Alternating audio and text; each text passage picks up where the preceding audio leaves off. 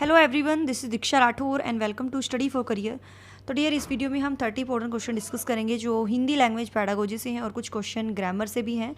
तो please video को like and share कर दीजिए, चैनल को सब्सक्राइब कर लीजिए। तो शुरू कर लेते हैं।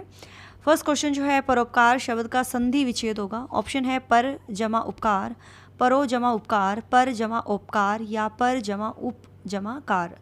तो परोपकार शब्द का संधि विच्छेद होगा, तो इसका जो सही आंसर है वो है पर जमा उपकार। तो ये आपका कहलाता है संधि विच्छेद, इसका होगा ए आंसर जो है बिल्कुल सही है। नेक्स्ट क्वेश्चन है, अच्छी कहानी का गुण होता है कथानक का उद्देश्य, अभिनय, कथोपकथन या पात्र व भाषा शैली। तो 122 का सही आंसर जो है, देखिए अच्छी कहानी का जो गुण होता है वो होता है अभिनय। एक्टिंग सबसे मेन होती है इसमें। अच्छी कहानी का गुण होगा अगर उसमें जो है एक्टिंग अच्छी होगी, अभिनय उसका अच्छा होगा। तो राइट आंसर जो है वो है बी आंसर।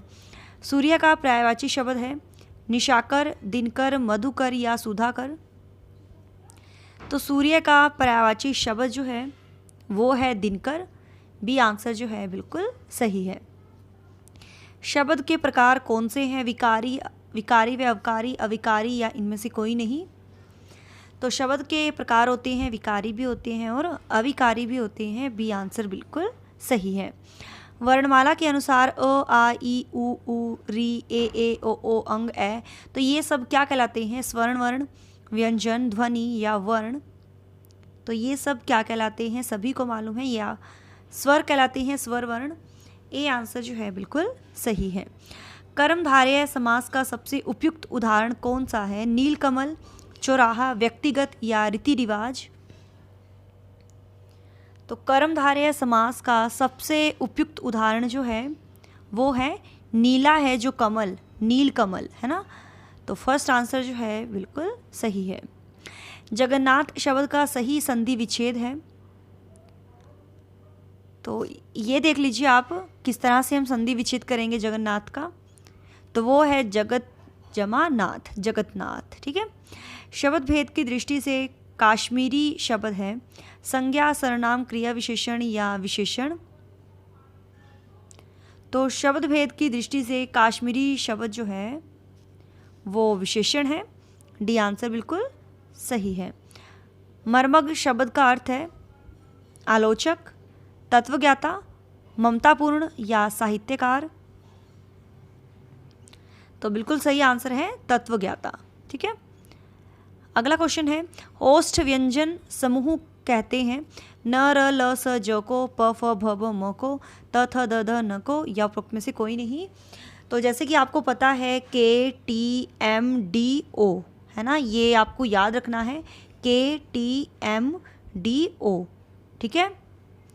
क्या तुम मुझसे डरते हो, तो यहाँ से आप याद रख लेना, इसकी एक ट्रिक है, क्या तुम मुझसे डरते हो। तो ये क वाला वर्ग होगा, ये च वाला, ये ट वाला, ये त वाला और ये प वाला। तो प वाला जो वर्ग है वो ओष्ठ व्यंजन होते हैं। ठीक है। प, फ, ब, भ, म। तो 130 का सही आंसर हो जाता है बी आंसर। नेक्स्ट क्वेश्चन है, य एवं व को हिंदी वर्णमाला में स्थान प्राप्त है। ऑप्शन है अर्धस्वर का, व्यंजन का, स्वर का या संध्याक्षर का। तो य और वो को हिंदी वर्णमाला में जो स्थान प्राप्त है वो है अर्धस्वर का। ए आंसर बिल्कुल सही है। प्रत्याशा शब्द में कौन सी संधि है?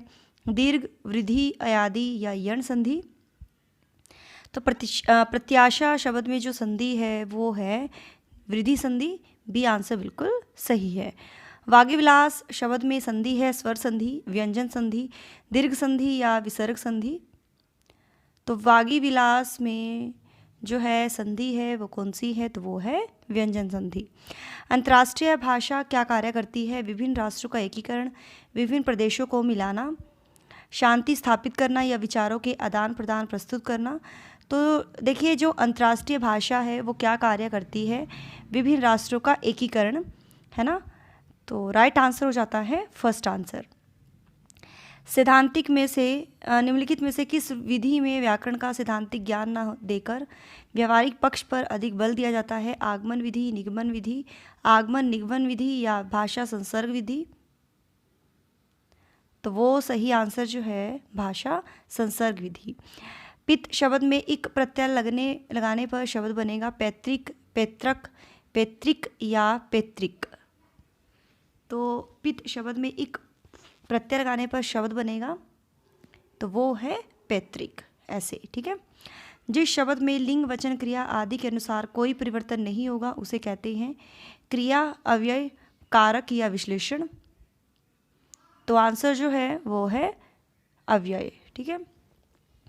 मूल्यांकन प्रक्रिया को त्रिकोणात्मक रूप से किसके द्वारा प्रदर्शित किया गया था?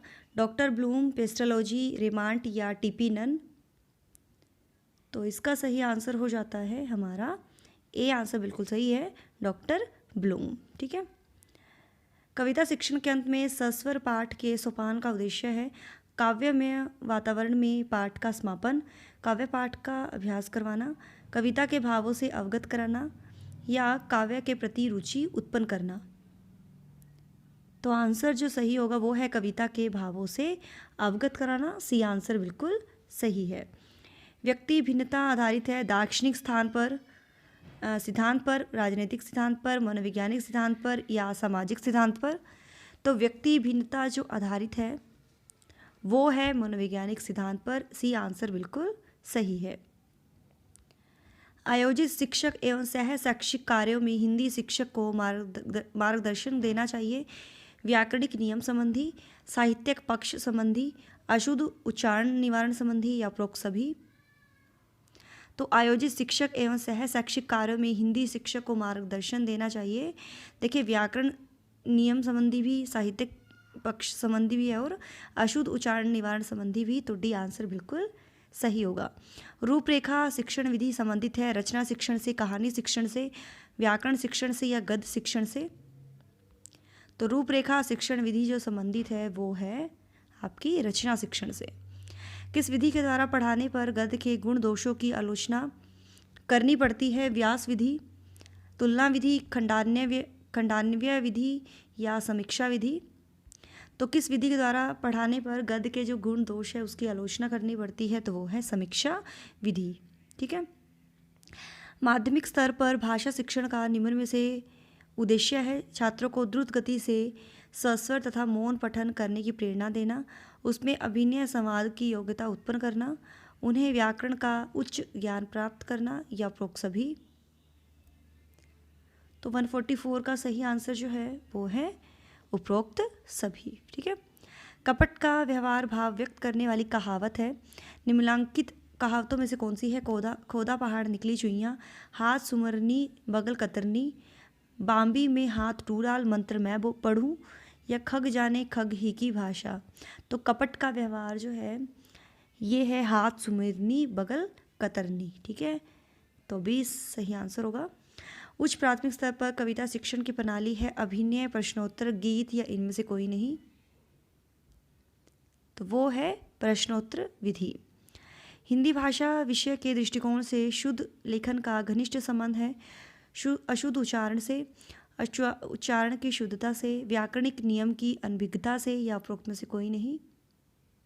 तो ये है उच्चारण की शुद्धता से। वाचन की शिक्षण विधियाँ कहलाती है प्राचीन एवं नवीन प्रणाली, आधुनिक प्रणाली, नवीन प्रणाली या उपरोक्त में से कोई नहीं। तो वाचन की शिक्षण विधियाँ कहलाती हैं प्राचीन एवं नवीन प्रणाली, ए आंसर जो है बिल्कुल सही है।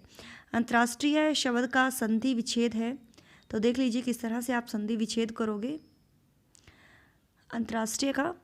तो 149 का सही होगा अंतः प्लस राष्ट्रीय अंतर्राष्ट्रीय, ठीक है।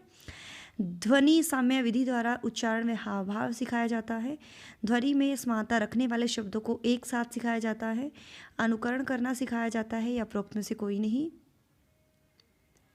तो इसका सही आंसर होगा ध्वनि में समानता रखने वाले शब्दों को एक साथ सिखाया जाता है, ठीक है।